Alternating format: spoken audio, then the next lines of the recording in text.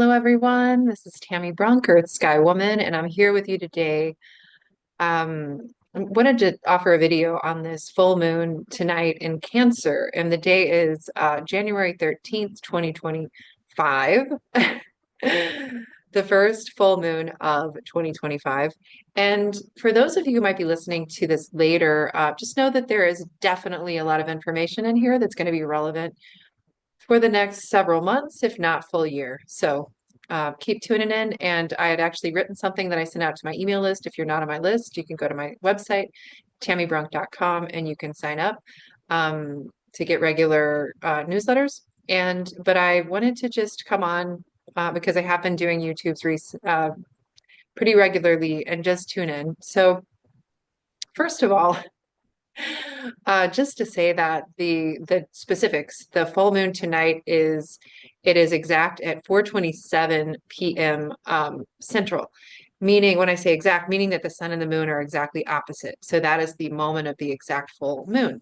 And it's in the sign of Cancer, and it's nice sometimes to recognize where in the sky relative to the stars and constellations, the full moons or any of the other planetary aspects are.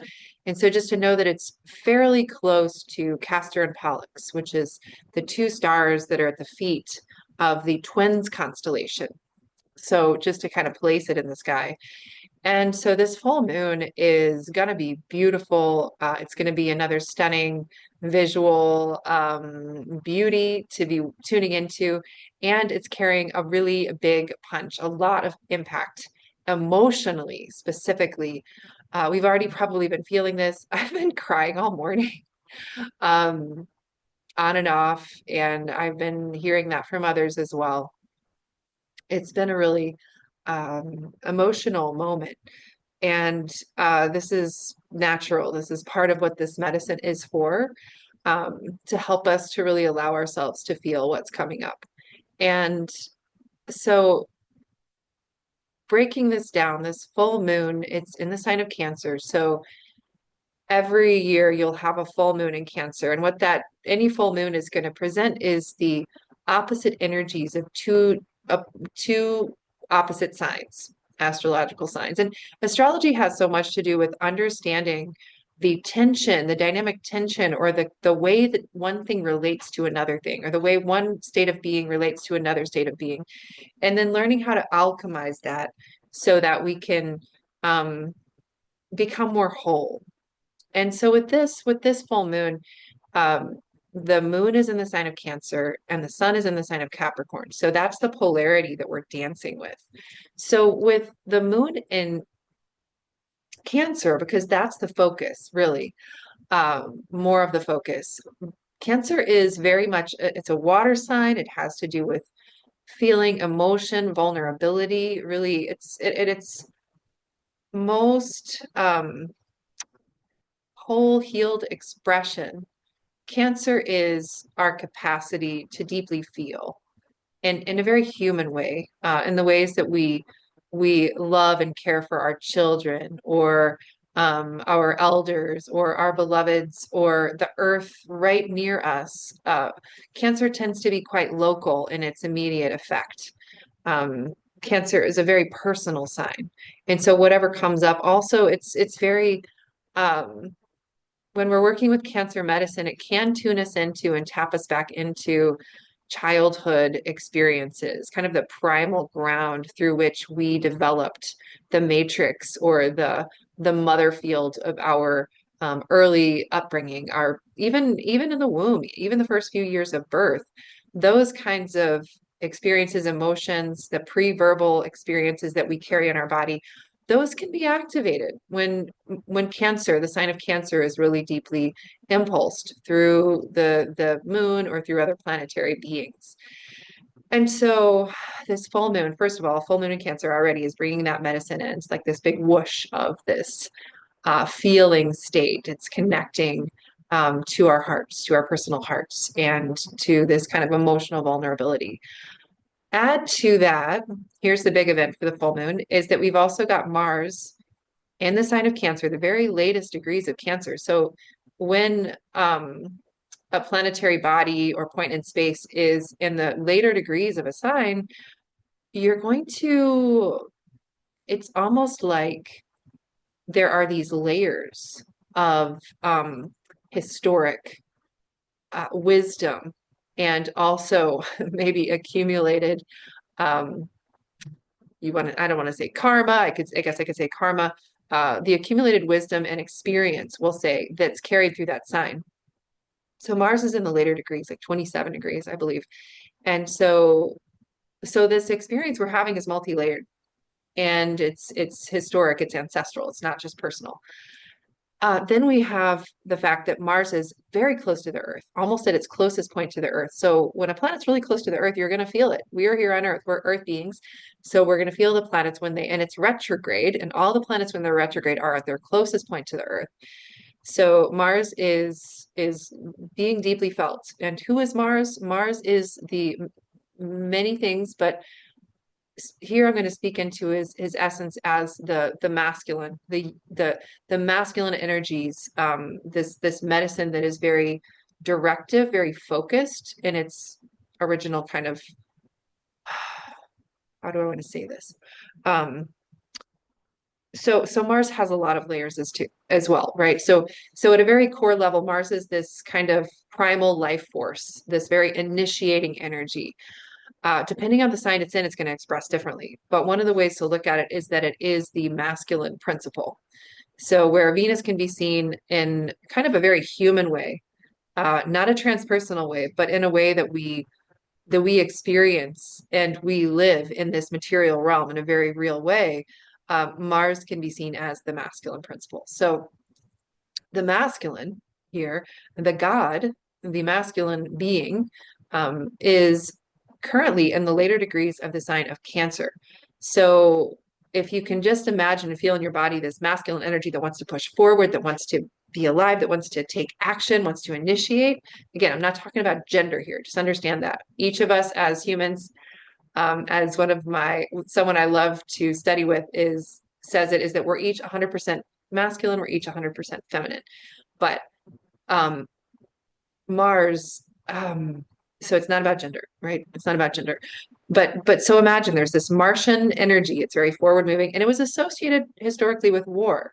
So Mars, like the sign of Aries, does carry a lot of, you could say, baggage in this current patriarchal period around conflict, competition, violence, defensiveness, competitiveness.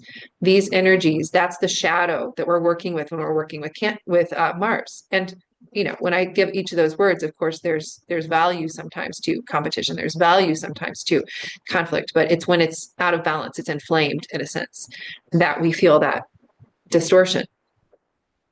So with Mars in the sign of Cancer, there's this very interesting energetic of these two energies wanting to work together. And so first of all, what we can say is in my training as a shamanic astrologer, this is why I kind of hesitated when I said Mars is this, because we understand that Mars itself and the masculine has a full spectrum of expression. So I don't want to get too complex here, but to say that there are 12 faces to the god or the masculine when it comes to the different expressions of masculine, and that's the 12 different astrological signs expressed through Mars.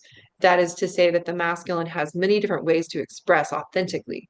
So when Mars is in the sign of Cancer, in traditional Western astrology, they would say that that's, I forget what the rulership is, if it's in deficit or what it is, but there's a sense of, there's a discomfort, like this, I want to move forward, but then I'm rooting into this feeling of home and emotion and wanting to feel nurtured and nurturing. And then those two energies don't work together. That's the traditional perspective about these two, Mars and Cancer.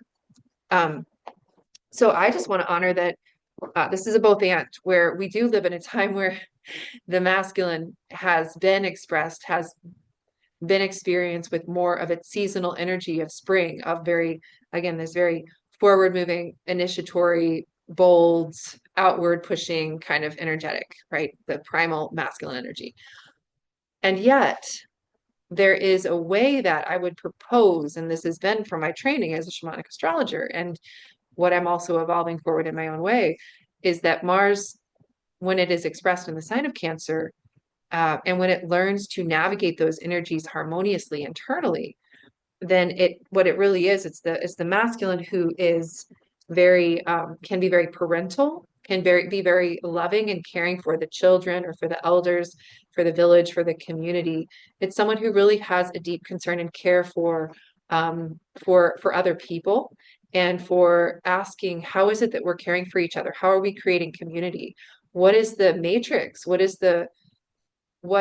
kinds of zones of support and safety and nourishment are we creating for our people as a whole? And really, fully evolved Cancer Mars is including in those people more than humans. The lands themselves, the waters, the ecosystems, the other creatures around us, the more than human personhoods. So Mars in Cancer is a beautiful expression. And it is true that when we collectively are tapping into that energy and it's retrograde, so again, we understand that there is some truth to Mars wanting to push forward. Mars being this, even if you look at excuse me, I'm going to get a little hot here um, with all this fiery energy, right? Because Mars does still have fiery energy, even if it's in the sign of Cancer. Um, so, so Mars does have this outward moving energetic, kind of like the symbol for Mars. It's a circle and then a little pointing arrow. um, and yet when it's in Cancer or when it's retrograde, then it's held in place. And so there's a potency to that. But there's also the need to restrain the part of us that might get impatient or impulsive or combative, right? So we have to be aware of that when Mars is retrograde. Now, what's going to happen tonight is that the full moon in Cancer is actually literally going to cover the face of Mars. It's going to occult Mars.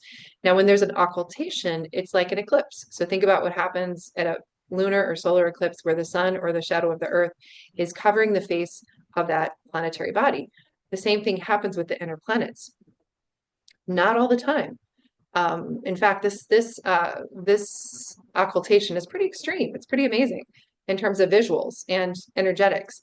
So, and also with an occultation, you won't see it, or at least you won't see it in as great of clarity or extremity or for as long in every place around the world. It's going to look a little different.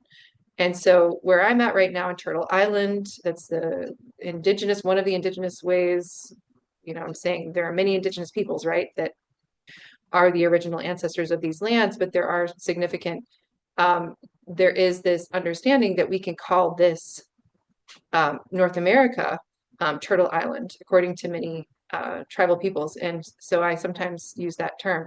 So because it is Canada and the US, so Turtle Island, Mexico, we should be able to see this occultation pretty well through much of that region and parts of the world, other parts of the world, but we're going to feel it everywhere. So the full moon is at 4:27. The occultation is happening a bit later, and so a few hours later.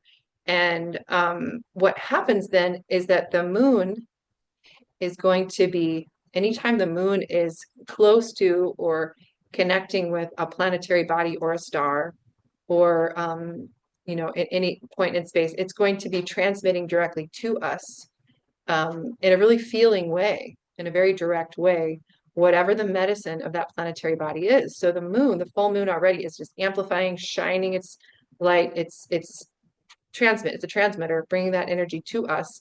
And so now when it's occulting, or when it's right on top of it, then there is this sense of even more amplified transmission, right? Because it's direct. And you could say as well, because it is obscuring the light of Mars, kind of like with an eclipse, that we might be feeling and tuning into the shadow material that's available with all of the energies I'm talking about with Mars. So the shadow around violence, around war, around masculine energies, around the distorted or toxic masculine that can be very combative or competitive. And I'm not talking again about just in men, I'm talking about what lives in all of us, right? And so we might be encountering that, but it's all in the sign of Cancer. And so, and it's kind of held in a strong container. And so part of what we are accessing in this moment, and I'm going to talk about why this is in a little deeper way in a moment when I share the chart with you. But part of it is that we are actually in this container today, tomorrow, and for various reasons for the next several months, and really the next over 2 years of healing the heart of the masculine and supporting him, the masculine, to heal the wounds of war and to come into his own heart and come into his own humanness, his own humanity, his capacity to tend to, first of all, his own emotional reality. And then also to be able to extend that to others, to be able to extend that because when we are finally given a space to feel fully, when we have not had the capacity, we haven't been given the space, we have been, in the case of men, for example, and in many of our cultures, um, there not only is there not the space given, there's so much programming that is so deeply imprinted that to feel fully or to express full emotion or to be vulnerable is like death. It's like you won't be loved, you won't be respected, you won't there are so many ways that's not allowed. It's actively it's actively programmed out of children, still to this day for so many.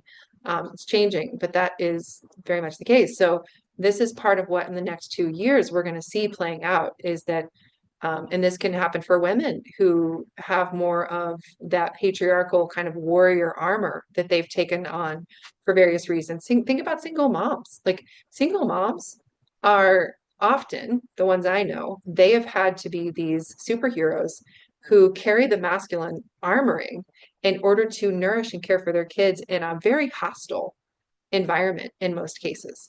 So, so we're talking about the masculine who's had to armor themselves in order to survive in this current modern world and this current context that in many ways is so dehumanizing. And so we're going to see that happening. It's a massive thing that we are experiencing collectively. And the reason I say that is because Mars is about to begin a new cycle in Cancer. It's in the sign of Cancer, and it's going to be opposite the sun in 2 days, on the 15th of January. And that is initiating a journey for the god, for the masculine, through the sign of Cancer to do a lot of healing and clearing and coming into a new expression of that sign. So it's a really exciting time. And so I think it's very interesting that right before that, really within the window of the beginning of this new cycle, we have this occultation. And to me, if you think about it, the moon is already this very yin feminine energy. And then the sign of Cancer is resonant with resonant with the energies of the moon. And so you've got this, again, this kind of, it's like almost like the mother's arms are holding this masculine being who, for various reasons, to protect the children, to protect the lands, to there's this masculine aspect that's been frozen in time in this place of combativeness and armoring. And so it's almost like there's this way that there's a holding space for the next 2 years to allow that aspect of us to soften and to come into the heart, to open the heart, and to allow ourselves to be strong enough to nurture ourselves and each other again, to create healthy community and care.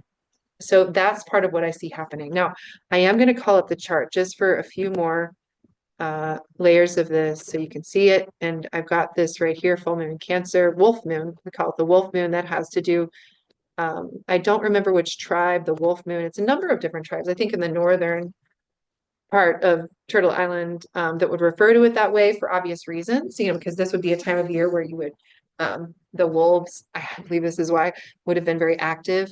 But here with the full moon in Cancer, we have, if you want to look at the larger breakdown, here's the moon, 23, 59, almost 4 degrees Cancer. And that's before they occult Mars. And so that's at 4:27 p.m. And then, so this gives you the basic outline though, because really it's just going to be, because the moon is so bright, it's going to be occulting Mars over a period of a number of hours, right? Because Mars is actually also, I should say, Mars is at its brightest in the sky. So that's part of why this is such a big event. So you're going to literally see Mars very bright in the sky, and then you're going to see the moon occulting it.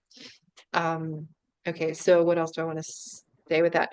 So this is part of a T-square. That's part of what's significant about this, is when the moon and the sun are opposite, they are squaring, they're in a square relationship to this, what they call a stellium of 3 different planetary bodies. And so this is Chiron, which is designated as an asteroid. This is Hygeia, also designated as an asteroid. And then Eris, which is a dwarf planet, a very large dwarf planet that arguably perhaps should have actually been designated as a planet, but was not. And then we have mixed into that, we have Pluto. So Pluto is in what they call an out of sign aspect as well to this in this larger movement. When I say it's out of aspect, it's in a, well, we don't need to go into that detail, but basically you've got Pluto square, it's opposite Mars, and this is the other aspect that the full moon highlights and amplifies, and that has been ongoing actually for a while, since the middle of October. If you've been feeling this intense push-pull, power dynamics, power plays, I know I felt it. I've talked about it, I think, in my last YouTube, about how I'm very curious. And it came out in a recent interview I did with Lainey Love Dalby, I did 2 days ago, on the energetics of 2025. And what came out in that oracle that came through for me was that we as a collective are needing to learn how to navigate and use the energies of discordance in a masterful, skillful way. And when I said that word, I wasn't aware at that moment that we have Eris, that Eris was part, I hadn't considered that Eris is a part of this T-square, is what they call it, when you've got 3 different points that are being activated. But she certainly is. And so Eris is a very, very important planetary body that really is very, very slow moving. And so it has been an active player since 2020, when it was being activated by Saturn and Pluto. And so it's been a really important, very important player in this last number of years, where we collectively have been going through such a massive crucible. And so it's also being activated here. And then we've got, excuse me, now let me go back. So Mars is opposite Pluto, and that also is that aspect has been in place since October, about the middle of October of last year, and it's going to continue. Just because Mars has been moving retrograde and direct, and Pluto was too there for a moment, these 2 planets are opposite from about the middle of October 2024 until about the middle of May 2025. So it's about 6 months that we're feeling, again, these push-pulls, like energetics.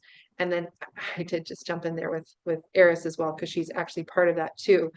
Oh yeah, I jumped in with her because she is known in our modern context as the goddess of discord.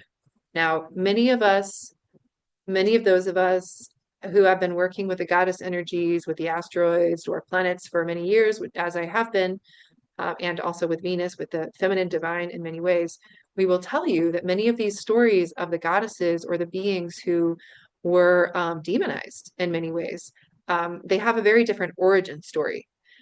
And the same is true for Eris. Eris is literally the sister of the god of Aries, the god of war, who is also very resonant with Mars, connected to Mars. And so Eris, if you remember the stories in ancient Greece, she was the one who was not invited to the party, right? She wasn't invited to this great celebration of all the gods. And because she didn't, this is how the story goes, she was so upset about that she ended up, I'm not going to tell the story, but she started the War of Troy, this very massive story in the Greek cosmology. And so Eris in many ways is seen as this force or this energy that you can look at it in a couple of different ways. She's the one who really stirs up, they say she stirs up strife, she stirs up discord. Um, and, so she could be seen as the goddess of war because she's Aries' sister. And a lot of times when you'll see her in the chart of someone or when you feel her getting stirred up and like now, there is something that wakes up inside of us that is the one who's been exiled, the one who has not been invited in. And if we really think about it, look at politics, look at so many things. Is the female warrior welcomed? Is the feminine aspect that is possessed of herself and who has a lot of fire and is going to say what she thinks and she's going to move forward in a direct and a clear and a bold way? Has she been welcomed in our world? No, absolutely not. Most of us, even individually or personally, there are many men who are afraid of that. And there are many women. We are afraid of that. We've been trained and programmed to be terrified of that feminine energetic. Because let's face it, we all know women are incredibly powerful. And when there is a woman fully possessed of herself, and when she has that fire inside of her, she is going to move mountains. And that can be very scary. So Eris was demonized, as were many of these other feminine figures like Medusa, Lilith, and many others who are some of my favorite um, feminine figures. Now, I should mention that didn't just happen to the women and the goddesses. It was distorted in the stories of the men as well. Aries, literally, and this is something Divine Harmony talks about a lot, he has also been demonized because in his original form, he was a protector of the land and people. He wasn't just this um, kind of juvenile, bloodthirsty, violent, immature kind of energy. That's not who he was originally. And this is what you'll see happening. And what I suspect is that often what will happen is that we, for example, will begin to um, this is like what happens anytime a country is colonized or a people are colonized. All of a sudden, all the stories that are told about those people, and I've been reading a book about the history of the Osages or the Washashi in Missouri, where I live, and they're always referred to as savages, right? So in these processes where certain energies are when the story's been being told from the opposite side, then we're going to demonize the energy. So in any case, I'm really being circuitous here. I didn't mean to do that, but there's this Mars and Pluto energy that's active, and then it's also squaring Eris, and then we have these other two planetary bodies on either side of Eris that I'll talk about, um, and they're very, very important. So okay. So what I've been mentioning in the last YouTube I did about the Pluto Mars opposition, and again, this is also traveling through much of its opposition with Eris in the square, um, is that we are trying to learn how to meet power with power in a healthy, constructive way. And that goes against what a lot of people in spiritual communities or, people would talk about in some way because we've been really segmented, we've been really separated from aspects of self. But more and more, I'm really seeing the places where if we can't meet power out there with our own personal individual sovereignty and power, then this is where war actually happens. This is where victimization happens. You have to have these two energetics, one of whom either doesn't have the agency, literally, or has it taken from them, or that there's some dynamic where power cannot meet power. And so there's something that's been happening now, I think, for a lot of us. And what's happening for some people like myself, where I can be really conflict averse, is that I see it out there and I see it sometimes playing out with I have a group of local men here. We go for walks together, and one of those men is a former partner. And sometimes the banter is, it's actually it's pretty tame, but sometimes it's a bit more aggressive, and it's uncomfortable for me, right? I was playing a card game with a sister-in-law recently, and she's my widowed sister-in-law. She was my brother's wife, and she had her two kids, and these kids are brilliant. Anna is like, she's a rock star. I mean, she's a badass woman. And she came by that through a lot of really tough life experiences. She was a foster child. She went through a lot growing up, and she's just tough and loving. And but when they play cards, it's kind of it's very funny and kind of cutthroat. And so there was a moment where her daughter, basically my niece, was, I mean, I was complaining, and she's just like basically kind of like, get over it. And this guy like kind of hurt my feelings because I've been in this mode for various reasons for a while now, where I'm not in touch with that part of myself, that more aggressive part of myself. And it was funny, I had to work through it. And so that's something that for me, and I think for a lot of us, we're starting to get more comfortable. Those of us maybe who either innately or because of life experiences have kind of shut down that part that's more capable of meeting power with power, we're learning to do that now. And sometimes we're learning to do it in playful ways, which is actually a really nice way to do it. Okay, so that's the Pluto Mars energy, and there's more going on with that collectively, but I'm just talking about the personal right now because it's Cancer. So let's talk a little personal. And then we have Hygeia and Chiron on either side of Eris. And I love that because basically here's this warrior feminine. And this is just like everything I'm talking about, where I'll say this for myself, and I think many are feeling this right now, that again, our world, you can see how this is playing out, right? That the masculine principle, Mars, is literally getting worked on the level that he's remembering. He's being held in a container where he's remembering his natural capacities as a nurturer. His natural, what does it mean? The true masculine who is in his heart, who is a nurturing force in his community and in his family. That's not a weird thing. I mean, every original culture had that as a very essential aspect of the masculine expression. But it's different than what we're used to, right? So it's the nurturing masculine, and then you have the feminine, who is the warrior, who is here to be the leader at a moment where we are needing the feminine to rise and to be in leadership in men and women, both. So this is what we're seeing play out. And of course, the warrior female is deeply wounded as well. And part of how she gets wounded is she shuts down and she forgets that she has this fire inside of her. She forgets that she was born to be someone who exerts herself externally in the world and affects change and has influence. And so a lot of times what happens then is that powerful, feminine, fiery self turns inward, and that can become depression. It can become sluggishness or apathy, where we don't have contact with our anger and we don't have contact with our life force. So that is being healed right now. It's being healed because here it's so beautiful. Hygeia as an asteroid, one of my favorites, and Chiron, also one of my favorites.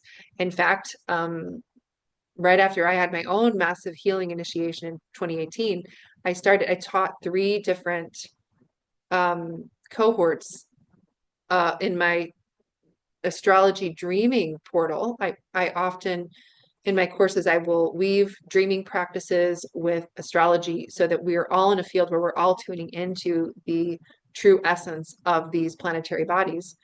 So I guided 3 different cohorts of people working specifically with Hygeia and Chiron as these master healers, the feminine and the masculine aspects of that. There was one other layer as well, but and so anyway, Hygeia is the great snake goddess. I actually have her right here with me. She's one of my favorites. I love her. She's on my sun, so I'm a Hygeia woman. And you can see she's got this little chalice, and she's got the snake. And the way I always think of this is that she is dripping the venom from the snake into the chalice, and from that she makes medicine. So Hygeia is this incredible snake goddess who can take anything that is poisonous and transmute it into medicine. And Chiron is a very similar, he's got some different features, but he's also the wounded healer who literally took the medicine into himself. It's the part of us who's had that experience. For example, with Eris and Aries, that experience of having this strong being in a female body maybe, and having this really strong, fiery energy that got wounded at some point and maybe shut down or kind of got distorted in some way, or being anyone of any gender who has a particular flavor of feminine fire. And so the Chiron energy is helping to heal and alchemize that and take that wound and actually translate it into a profound gift.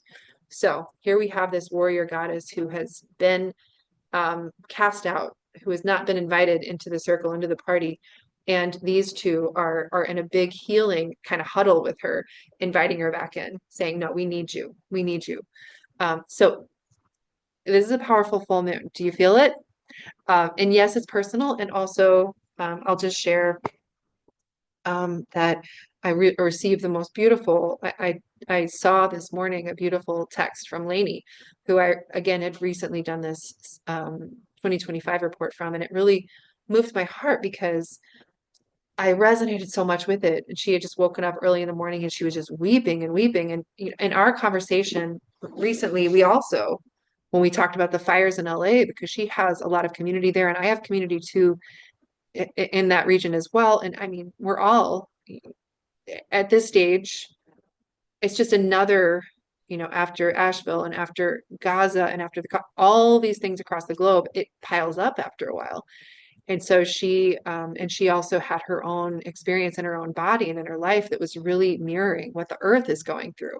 I had another woman who recently, when I posted my article about this full moon, a friend and a longtime colleague and student who shared a bit about a dream that, and I've been hearing a lot of these kinds of dreams that really reflect the kind of injury that our Mother Earth has gone through, and really expressing her strong feeling about that. And so this moon is going to bring that up as well. It's about healing, and it's about feeling what's there and creating containment for us to allow us to really feel and grieve and whatever comes up. And this is the kind where we can feel the collective, but it's also personal. So and one other thing I'll mention is that the other big activation that I can't leave out is that we have the nodes that have just shifted on Saturday from the Aries Libra axis. These are the lunar nodes of the moon, into Pisces and Virgo, where they will remain for the next,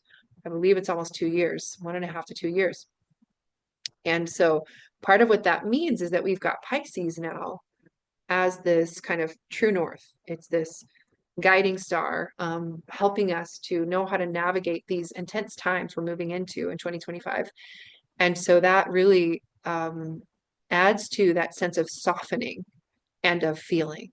But Pisces is more of that great cosmic mother's heart, like the part of us that it is beyond personal, it's beyond clan, it's beyond nation state, it's the human and even the more than human in us, whose heart just resonates with Mother Earth and with this moment that we're in, and just feels sometimes very heartbroken, and that's broken open into compassion. Chiron can have that function as well. So we are really being invited right now in this full moon portal today, and then really through the next number of months, next couple of years, into it's a somewhat, can feel paradoxical, but somewhat of a softening, and also a full feeling and compassion at the same time, that even this process in a way is helping us to drop deeper into authentic warriorship, spiritual warriorship, and the capacity, for example, to stand in our strong yes or our strong no. And I'll just say, to me, it feels like observing what's been going on and what's going to continue to go on, that part of that, we are going to be coming into our full power in this coming year. We are more and more, we're coming into that full power. And what that means is we can meet power with power and with love. And that's going to be required of us. And when I say meet power with love, it means we don't collapse. We actually stand up for what we love and what we care for. And it's all guided by love. It's not fighting against something. It's literally standing up for what we love. And that's what we're being called into this year. So just wanted to get in here and just say, just share a bit of the transmission. And I hope this is helpful for you. I hope that you do take some time today, tomorrow, if you're able to just drop in, tune in. This is also a very powerful time. Um, just to sit and meditate or just let yourself feel in your body the pulsing of Mother Earth. Mother Earth is going through a massive transformation, and so are our bodies.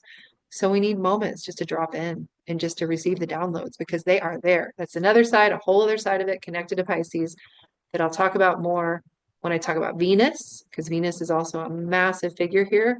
Um, we are awakening our psychic capacities, our telepathic capacities, the telepathy tapes, right, is what everybody's talking about now. We are dropping into our intuitive, and when we slow down, especially when we first wake up in the morning and another before we go to sleep, when we drop in, we listen and we tune into our energy body, and we just listen, there's so much right now that's coming through. So recommend to do that. Sending lots of love. Happy full moon. Hope you get to see it. And if not, know it's still available. And just sending so much love.